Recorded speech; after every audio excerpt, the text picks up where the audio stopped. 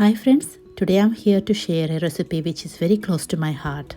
This sweet dish is commonly known as Neypayasam or Payasam, which is commonly served in the temples of Kerala. This is a rice-based dessert, more like a pudding. So let's see how this is made. To start with, I'm going to wash the rice thoroughly. I'm using raw matta rice here, Neypayasam brand. You can use any brand of your choice. I've taken 1 cup of rice and I'm going to wash it thoroughly and cook it with double the amount of water. Once it is cooked, there should not be any water left in the rice. It should be completely absorbed. So make sure you're not using too much water while cooking the rice. Now I'm going to melt the jaggery and keep it aside as well. Melt 1 cup of jaggery with 1/4 cup of water so that you get a nice and thick syrup. Other main ingredient you need for this recipe is coconut bit pieces fried in clarified butter. This is about 1/4 cup of coconut bit pieces nicely fried in clarified butter, which I'm going to keep aside as well. Now I'm going to heat up 2 tablespoons of clarified butter in a thick bottom saucepan.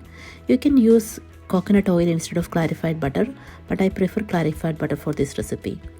Once the clarified butter is hot enough, I'm going to add the cooked rice into this along with the jaggery syrup. And I'm going to mix it well until it is well combined.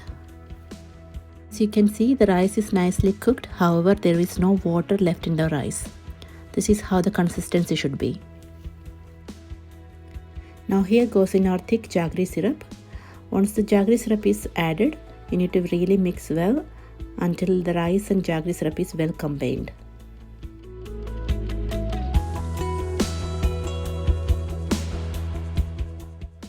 Now as you can see, our rice and jaggery syrup is well combined.